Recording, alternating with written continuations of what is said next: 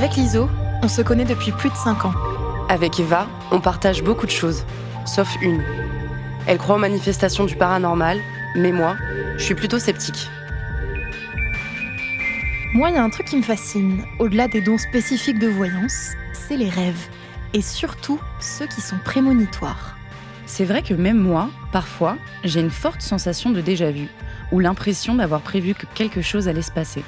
Alors pour cet épisode, on a décidé de s'intéresser de plus près aux rêves considérés comme de puissants oracles. Bienvenue dans Para ou Normal.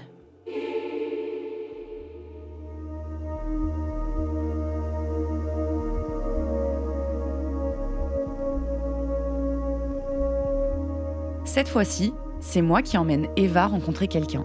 Nous nous rendons au cabinet de Johar Siamed, psychanalyste et parapsychologue.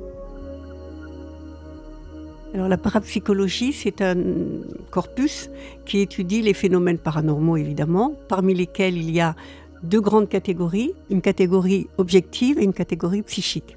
La catégorie objective, ce sont tous les phénomènes qui donnent lieu à une sorte d'action de la conscience sur la matière, comme par exemple dans les maisons hantées ou dans les poltergeists, c'est-à-dire l'action de la psyché ou d'un esprit sur la matière.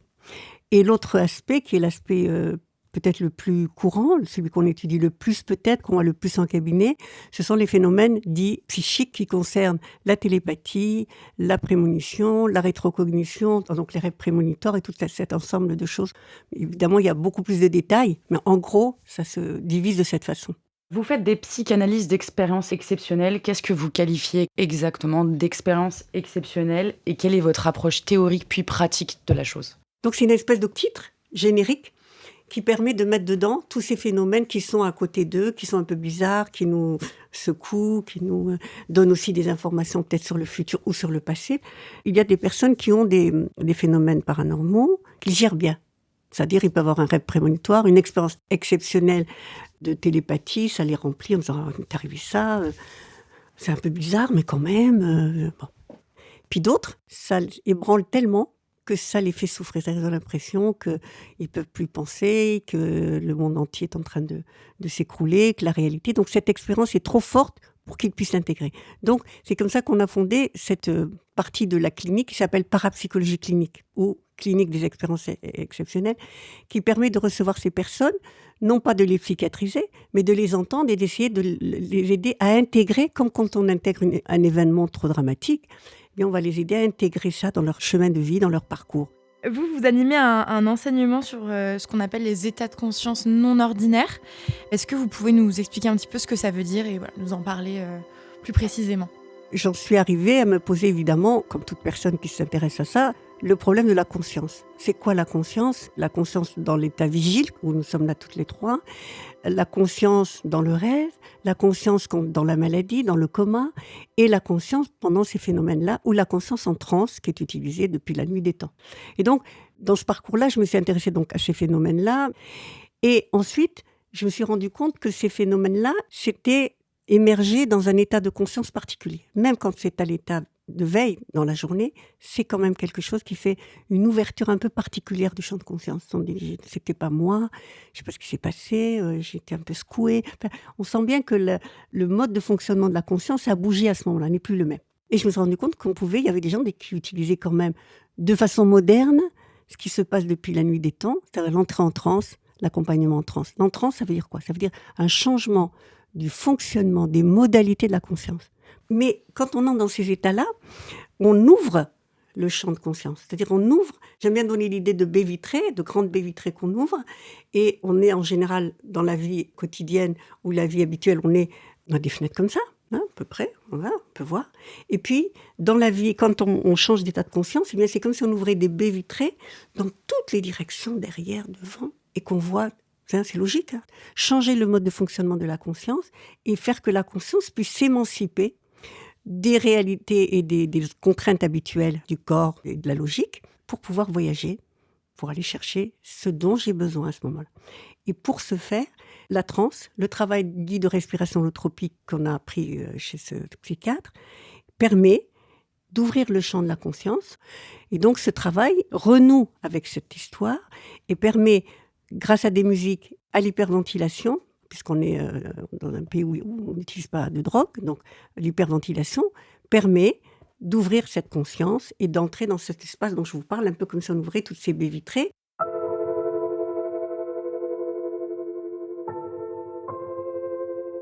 Justement, certaines personnes se tournent vers des substances illicites qui permettent d'atteindre un niveau de conscience supérieur.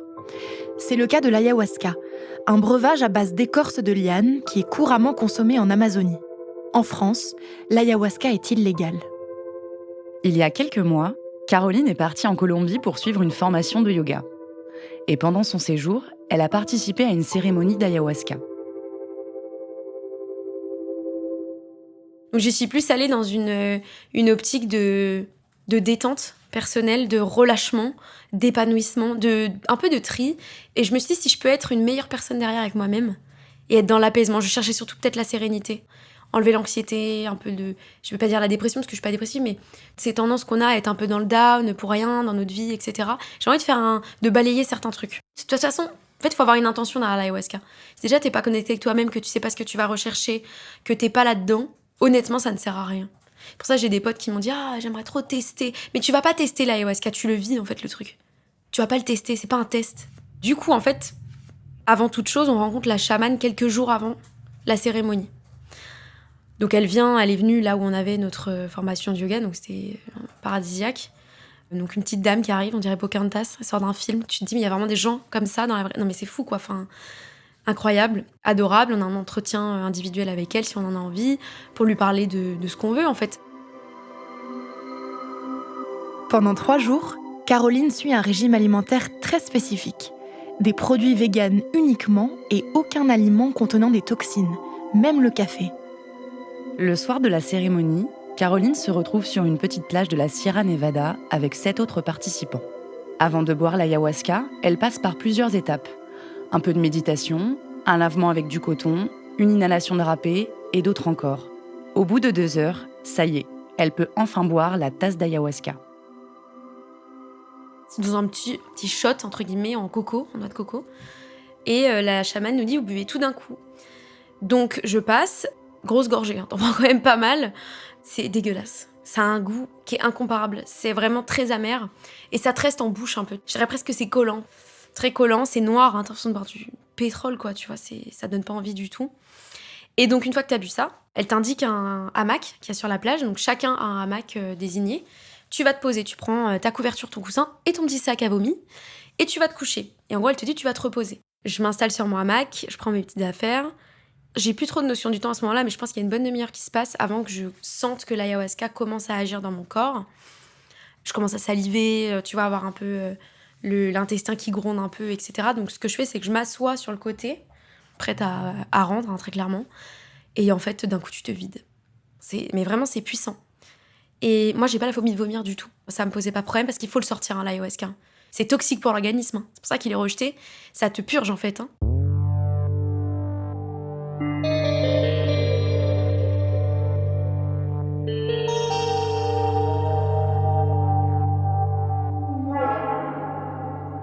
Et là, d'un coup, t'as tous les effets. Là, tu ressens vraiment des effets puissants, quoi.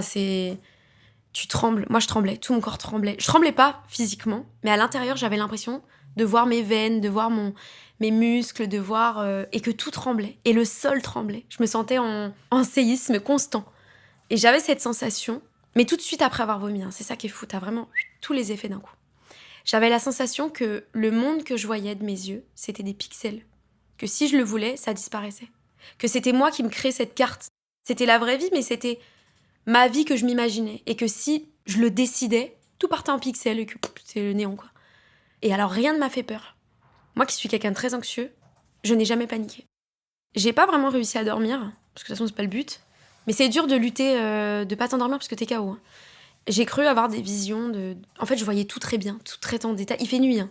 Il fait nuit, il n'y a plus le feu, t'es dans le noir, tu vois tout très bien. Déjà, t'as une vision extra lucide. J'ai eu, à un moment donné, l'impression d'être en guerre. J'avais l'impression d'être en guerre, j'entendais des cris. Mais des cris, je savais que c'était la guerre. Ça, pourquoi ? Ça aurait pu être n'importe quoi d'autre. Je me sentais comme en guerre. Mais ça me faisait pas peur, j'avais pas cette sensation de peur, de crainte ou de fuite. C'était ok. En fait, tout ce qui vient, tu l'acceptes. Après ça, la chamane, elle vient te réveiller. Enfin, elle vient te voir sur ton hamac. Elle te dit de rester allongée. Et alors moi, à ce moment-là, j'ai vraiment eu quelque chose d'assez particulier. Je ne voyais plus rien sur la plage. Je voyais la plage, mais il n'y avait personne. C'était dans un petit périmètre. On était 8. Et on était tous plus ou moins collés les uns les autres. C'était vraiment petit. Il faut que tu imagines une plage qui est restreinte. Je voyais plus personne. Je voyais juste une plage. Je savais qu'il y avait des gens avec moi. Je les voyais pas. J'étais seule. Et quand la chamane et la prof sont venues me voir, je savais que c'était elles, mais je ne les voyais pas. En fait, je voyais très bien, mais je voyais ce que j'avais envie de voir. Je voyais une plage, toute seule. Et c'est là où c'est très particulier, et c'est en leur racontant que j'ai compris, c'est qu'en fait, sur cette plage, je n'ai vu personne, et je n'avais pas envie de voir qui que ce soit, parce qu'en fait, ça c'est venu travailler sur ma peur de la solitude. Ma peur de la solitude, la peur d'être abandonnée, la peur de l'abandon, tout ça. Mais c'est qu'après que je l'ai compris. Pourquoi j'ai vu personne sur cette plage ? C'est pas une vision, ça. Mais c'est parce que ça vient taper dans un trauma, une peur, une crainte, tu vois, très profonde.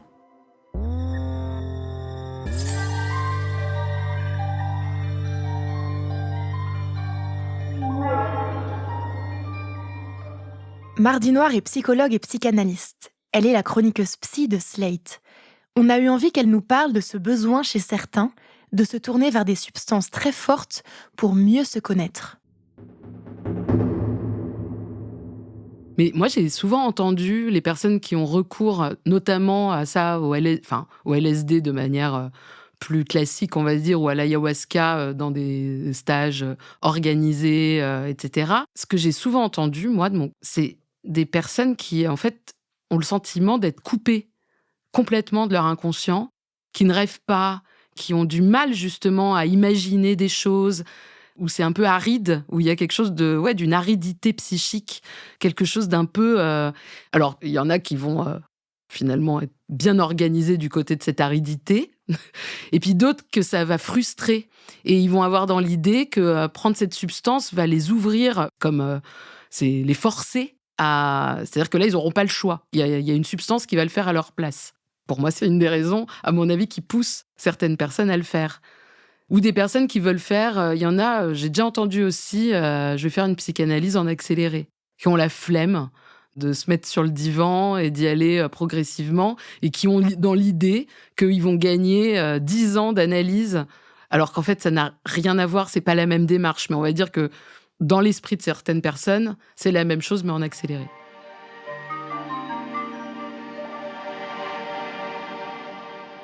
La prise d'ayahuasca, comme la prise de toute substance hallucinogène, peut, je dis bien peut, créer des troubles à long terme. Je trouve que c'est toujours un peu délicat de dire ça, parce qu'on pourrait tendance à dire, en fait, la personne a déjà des troubles, mais qui sont, on va dire, très à bas bruit, qui le laissent justement tranquille, et la prise d'une substance va réveiller de manière très manifeste ces troubles-là. Je pense que certaines personnes ne supportent pas ce genre de psychotropes. Et je suis pas spécialiste complètement dans le domaine, mais j'imagine quand même que ça altère l'état au bout d'un moment. Il faut faire attention avec la drogue, quoi. Je dis pas qu'il faut pas en prendre du tout, mais je pense qu'il faut quand même être bien renseigné sur ce qu'on prend et savoir que prendre une drogue hallucinogène, ça fait partie des risques. Revenons au rêve. Avant d'entendre Johar sur ceux qui seraient prémonitoires, on a demandé à Mardi Noir de nous éclairer sur l'interprétation des rêves en psychanalyse. Je pense que ce qui nous intéresse dans les rêves, si on veut savoir ce que ça raconte, c'est parce qu'on a quand même sans doute une intuition que ça dit une vérité sur nous. Et comme souvent, cette vérité, elle est ultra déguisée, censurée, masquée, déplacée, qu'il y a plein de choses qui la rendent même parfois absurde, incohérente. On se dit qu'il y a quelque chose à décrypter. Et effectivement, on peut décrypter ses rêves. Moi, ma méthode préférée, c'est de les décrypter soi-même. C'est-à-dire, pour moi, ça n'a pas grand sens que d'aller chercher la signification de « j'ai rêvé de ça sur Internet, qu'est-ce que ça veut dire ?» Parce que là, vous allez avoir une réponse générale, ce qui a finalement, je trouve, personnellement, peu d'intérêt, parce que j'ai pas envie d'être comme tout le monde, j'ai envie de savoir ce que ça signifie pour moi. Donc le mieux, c'est d'essayer de se laisser aller à une association libre de qu'est-ce qui fait que j'ai rêvé de ça. Et le dire à voix haute et le raconter à quelqu'un, en général, c'est là que peut émerger l'association. Si c'est un psy, c'est encore mieux. Il peut m'arriver, moi, pour faire un parallèle avec l'ayahuasca, de demander à des patients s'ils ont rêvé dans la semaine quand je sens que c'est un peu délicat de parler. Et plutôt que de leur dire « vous parlez pas, il faut parler, dites quelque chose de votre inconscient », ce qui aurait évidemment l'effet inverse. C'est-à-dire que voilà, les gens vont encore moins parler, ça c'est certain. Plutôt de dire « tiens, est-ce que vous avez rêvé cette semaine ou est-ce qu'il y a un rêve qui vous revient ?» Et là, l'idée de raconter son rêve, presque sur le moment, on a l'impression qu'on livre peut-être moins quelque chose de vraiment personnel. Et en fait, c'est là que ça dessine les coordonnées d'un sujet. C'est-à-dire qu'il va... il va s'en rendre compte d'ailleurs souvent en racontant le rêve, en se disant « mais mince, qu'est-ce que je suis en train de raconter ?» Et en fait, la personne fait les associations elle-même. Donc, il n'y a pas besoin d'interpréter le rêve. L'interprétation se fait quand même assez souvent au moment de le raconter et à la limite aidé par le psy qui va dire « et alors, ça vous évoque quoi ?» Et juste cette petite phrase va permettre d'ouvrir quelque chose.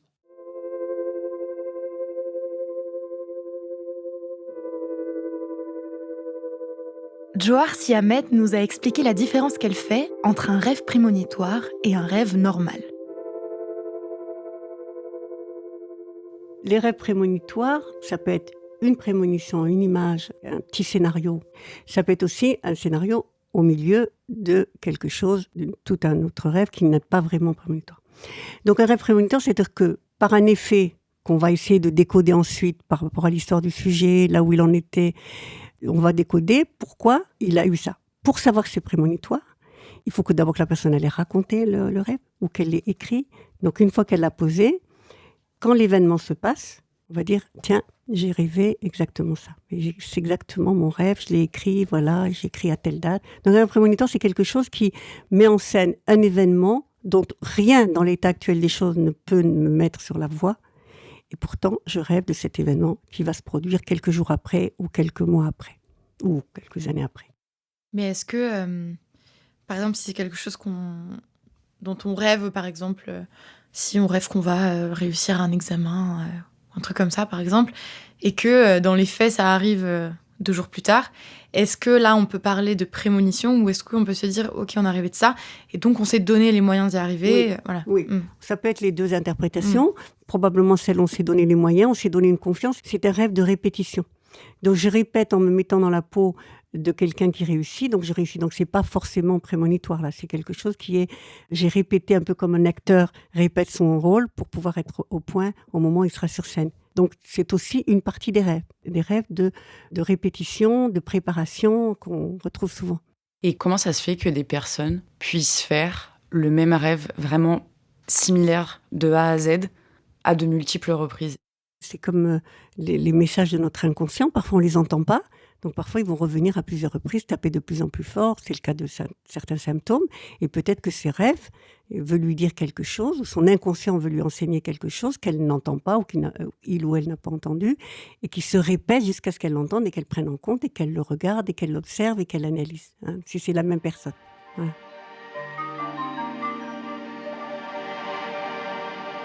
Nombreux sont les témoignages de personnes qui disent avoir rêvé de proches disparus qui sont justement revenus leur transmettre un message, souvent le même message répété à plusieurs reprises, donc on était un peu dedans. Est-ce qu'il peut s'agir de véritables entités qui viendraient? Croyez-vous que je vais vous répondre à une telle question? Par contre, ce qui m'intéresse, c'est ce sur quoi j'ai vraiment une possibilité de réponse et d'aide, c'est de dire qu'est-ce que ça fait? Pourquoi est-ce que c'est arrivé là? Quel sens ça a dans votre vie? Et qu'est-ce que ça vous apporte? Mais dire c'est vraiment une entité, ça l'est pas, ça veut dire que j'aurai un pouvoir et une connaissance que je n'ai pas. Aucun être humain.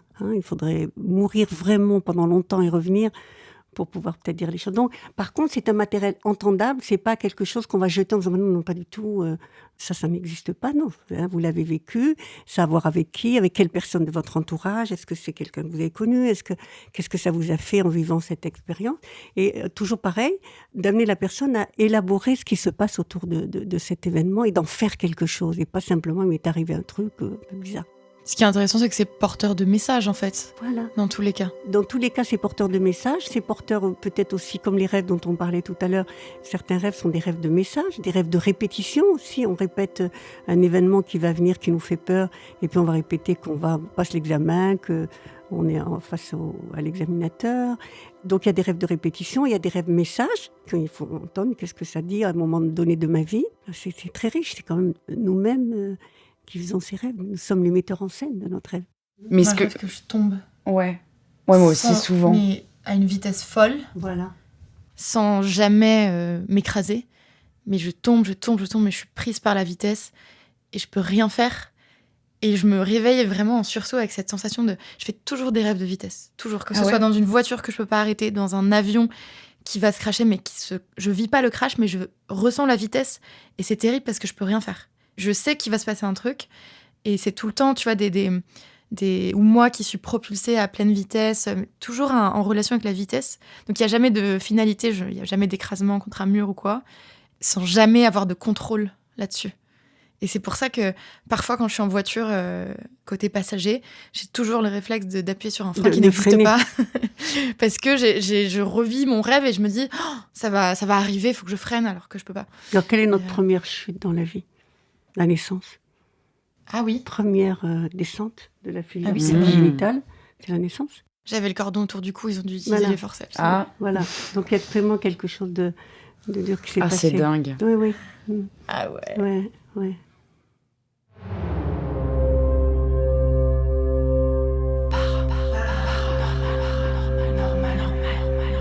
Para Ou normal. Bon, Liso, comme à chaque fois, c'est l'heure de l'échelle para ou normale. Donc, comme d'habitude, sur une échelle de 0 à 10, 0 t'y crois pas du tout, 10 t'y crois à fond. Tu te situes où, toi, cette fois-ci ? Eh ben, je me situe à 8. Oh ! Comment ? Ouais. Sans parler pour le moment de tout ce qui est rêve prémonitoire, mais pour parler de rêve en général ou de parapsychologie, donc ce que fait Johar, elle nous a bien expliqué qu'elle a remarqué qu'à chaque fois, tous les témoignages qu'elle a eus, toutes les analyses qu'elle a faites, c'était dans un état de conscience modifié. Et donc, pour moi, c'est pas forcément paranormal. Donc, je crois à ce qu'elle nous a dit. Et après, pour tout ce qui est rêve prémonitoire, je t'avoue que je reste un peu dans le doute parce que j'ai jamais eu de preuves, j'ai jamais eu d'expérience autour de moi de quelqu'un qui aurait fait un rêve prémonitoire, qui me l'aurait raconté. La chose se serait produite par la suite. Du coup, je suis un peu dans le doute et je trouve pas d'explication, par contre, rationnelle à ça. Donc, je sais pas. Mais juste, du coup, ta note de 8, c'est par rapport à tout ce qui touche à la parapsychologie ou tu englobes aussi dedans les rêves prémonitoires ? Parce que qu'est-ce qu'on est en train de noter là ? Parce qu'il y a beaucoup de sujets dans cet épisode, je trouve, qui touchent de près ou de loin aux rêves prémonitoires. On a parlé de la parapsychologie, on a parlé des rêves prémonitoires, on a parlé de l'ayahuasca. Toi, tu englobes tout ou c'est juste quelque chose de très spécifique pour la note de 8 ? Non, j'englobe un peu tout, justement. C'est un peu une moyenne un peu de tout. Alors, l'ayahuasca, je pense qu'on peut pas le noter de t'y crois ou t'y crois pas, parce qu'il n'y a pas une question de croyance. Enfin, c'est quelque chose de réel qui existe. Enfin, je vois pas comment on pourrait le noter. Tant qu'on l'aura pas fait. Ouais. Et moi, je ne le ferai pas. Je sais Moi pas, non plus. toi. Enfin, voilà. moi non plus. C'est hyper intéressant, le témoignage que nous livre Caroline, mais moi, ça me fait plus peur qu'autre chose. Je sais pas. Ouais, moi aussi. Et après, du coup, oui, c'est une moyenne entre tout témoignage et histoires qui ont été racontées à Johar et comment elle l'interprète via le prisme de la parapsychologie. Et du coup, les rêves prémonitoires, quoi. C'est plus une moyenne des deux que je fais quand je mets mon 8. Et toi ? Moi, je mets 9. Ouais, pourquoi ? Je mets 9. Pourquoi pas 10 ? Pourquoi pas 10 ? Je mets 9 parce que disons que pareil, dans ma note, je vais englober tout ce qui est rêve prémonitoire, mais aussi ce qu'elle nous a dit par rapport à la parapsychologie. J'ai trouvé ça extrêmement intéressant quand justement elle nous expliquait que quand quelqu'un venait dans son cabinet, par exemple un couple qui dit être victime de phénomènes paranormaux, en tout cas inexpliqués, et qu'elle dit que justement elle essaye déjà, elle, d'étudier la dynamique du couple et de voir ce qui se passe même au sein du couple, qui pourrait expliquer ce qui se passe dans leur maison. Enfin, c'est vraiment une approche que j'avais jamais entendue auparavant. Ah ouais ? Je dis pas que j'y crois à 100% parce que, à mon avis, il n'y a pas que ça qui peut expliquer ce qui se passe dans leur maison. Mais c'est intéressant, en tout cas, de s'y pencher et de voir l'analyse qu'elle porte là-dessus. Après, pour les rêves prémonitoires, moi, j'y crois à fond parce qu'il m'est déjà arrivé d'en faire. Des rêves très, très précis qui se sont ensuite réalisés dans les jours ou les semaines qui ont suivi le rêve. Il me semble que tu m'en as jamais parlé de ça. Si je t'en ai parlé. Tu m'as déjà raconté un Je rêve t'ai déjà prémonitoire que raconté t'as un fait rêve prémonitoire, un truc pas très gai en plus. C'était par rapport à une catastrophe naturelle. J'en ai rêvé vraiment la veille et c'est arrivé le lendemain et j'ai vu les images en regardant le matin, en scrollant sur mon téléphone. Et en fait, quand j'ai vu les images, j'ai exactement vu ce que j'avais vécu dans mon rêve la veille.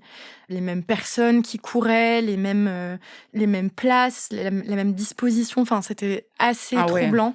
Et c'était la première fois que ça m'arrivait. J'en avais jamais C'est eu arrivé avant. directement le lendemain de ton rêve. Le lendemain. Ouais. J'ai Ok. rêvé d'un truc le vendredi, et le samedi matin, je regarde mon téléphone. Et c'était exactement le même lieu. Non, c'était pas exactement Ah. le même lieu, c'était une région qui était Ouais. beaucoup plus vaste. Donc du coup, j'y crois parce que pour le coup, ça m'est arrivé. Ouais. Et je suis totalement persuadée qu'on peut avoir des messages comme ça sur des choses qui vont arriver, que ce soit au monde ou à sa famille ou à soi, peut-être une sorte de warning en mode attention, ne prends pas cet avion, attention, ne prends pas la voiture tel jour. Je pense que ça peut arriver. Je sais pas qui te délivre ces messages, des guides peut-être. Mais voilà, donc d'où ma note de 9. Mais en fait, il y a une question qui me vient maintenant et qu'on n'a pas vraiment abordée. Je sais pas du tout si c'est pertinent ou pas, mais en fait, dans tous les cas, quand tu rêves, il y a toujours une part de paranormal. Alors, pas dans le sens où on l'entend en termes général, mais dans le sens qui sort de la normalité. Puisque de toute façon, dans tes rêves, il y a toujours des choses qui sont floues, des déformations, t'arrives pas à courir. Enfin, il y a plein de choses. La réalité n'existe pas. Elle est complètement désarticulée dans un rêve. Donc, en fait, on est déjà dans quelque chose qui est paranormal et qui sort de la normalité. Et du coup, je me disais qu'on n'avait pas pris en considération ce truc-là. Après, tout dépend de ce que tu as comme message et ce que tu vis dans ton rêve. Parce que oui, en effet, le rêve, c'est pas quelque chose de normal comme on l'entend. Mais par exemple, je sais pas, si tu vois une personne décédée dans ton rêve, et si pour toi c'est réel, et si cette personne vient t'apporter un message concret et précis, en fait, on s'en fout que tu sois dans un rêve. Parce que si finalement, toi, le matin, tu te lèves et tu te dis, bon, bah, j'ai vu ma grand-mère, j'ai vu mon grand-père, il m'a dit ça, c'était hyper troublant. Et si c'est un message qui, pour toi, fait sens, même si on est dans un rêve et que, oui, du coup, les dynamiques sont différentes et que ça obéit pas exactement aux mêmes règles que pendant la journée, que le réel, si c'est un message qui a eu du sens pour toi et qui a compté, en fait, on s'en fiche, tu vois. Oui, mais sans qu'il y ait de toute façon du coup, ça va à l'encontre de ce que je disais là tout de suite, mais sans forcément qu'il y ait quelque chose de paranormal dedans. Parce que comme le dit Johar, souvent les rêves que tu fais, les personnes qui interviennent dedans, les messages que tu penses avoir à l'intérieur de ces rêves, c'est souvent lié à ce que tu as vécu, des états d'anxiété, des questionnements que tu as. Et c'est pour ça que, comme tu le disais, c'est hyper intéressant toute cette interprétation et cette analyse du contexte dans lequel tu évolues, dans lequel tu es et dans lequel tu te sens, pour essayer de comprendre les personnes qui viennent voir Johar et qui disent vivre des phénomènes extraordinaires, que ce soit dans leurs rêves ou dans la réalité, quoi.